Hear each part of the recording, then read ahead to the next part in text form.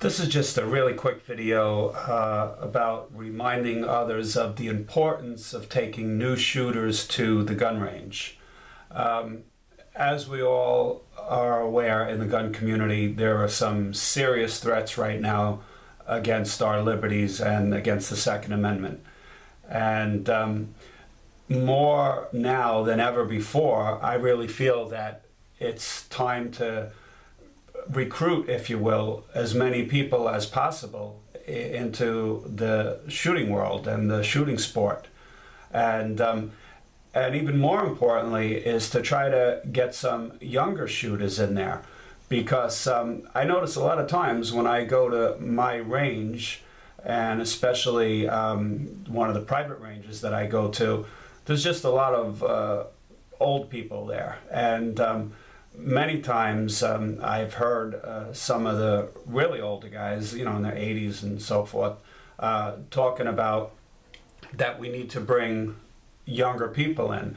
And I've made a conscious point to do that. I try a minimum of once a month to take a new person to the range.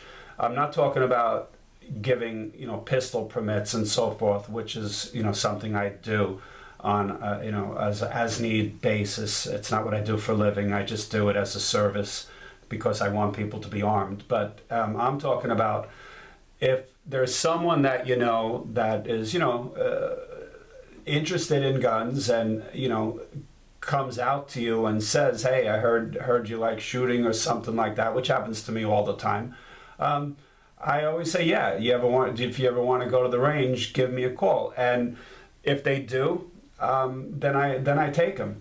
And it's just that this is, again, just, I don't want to make a long thing about this, but you know, a lot of us just get set in our ways, and we're busy with our businesses, jobs, family, etc. And you know, we forget the fact that, again, there really is a war against the gun community right now, and the only way to win that war is to get more people on our side.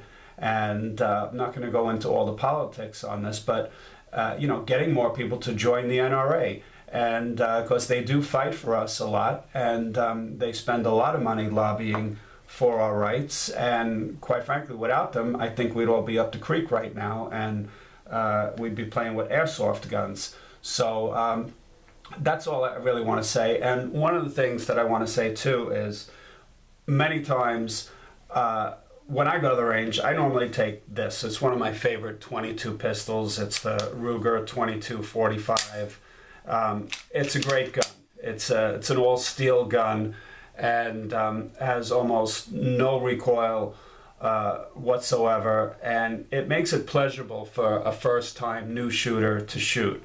Normally the response is really a very ecstatic type of response that people give me when they shoot this. I see a big grin and a big smile across their face when they shoot this, and they say, "Wow, that wasn't bad at all." And that's what I'm looking for. That's not bad at all type of a response from them. And because so many times, as we know, we see people go and you know, for instance, I had this as a backup gun. This is my SIG 238. I'm going to do a video about this gun. I love it. But I had this as a backup gun on me today. But I didn't even take it out at the range, because this would not be a good gun for a novice shooter who's never shot, because it's kind of snappy. It's a 380. Most 380s are snappy, but it's small. You have a very tiny barrel on it, 2-inch barrel. It's not going to be a fun gun to shoot. And if a new person started out shooting a gun like this, most likely they're going to get into, they might get scared, quite frankly, and then never do it again. So take a 22 to the range with someone. Maybe you could take like a Glock 19, a soft shooting 9mm, or a 1911 style 9mm. That might be another way to go. But definitely take a pretty good size, a full size 22 for a first time shooter. And again, make it a gun that's easy to shoot. This certainly is Ruger 2245. It's a very easy gun to shoot. And you know, even as far as loading it, I have this HKS loader, because I try to make the whole experience pleasurable. And if you've ever tried to load one of these magazines without a loader, they sort of chew up your fingertips, and I don't even want that to happen when I have a new shooter. So, you know, this loader makes loading it really easy. It pushes the follower down, and you just drop the, you know, the rounds in there, and that's it. So when you take someone new to the range, make it as easy, as pleasant as possible. Make sure, without a doubt, you go through the safety rules first with them. Finger off the trigger, point the muzzle downrange at all times, treat guns, all guns as if they're loaded. You know, all the safety rules that should be followed.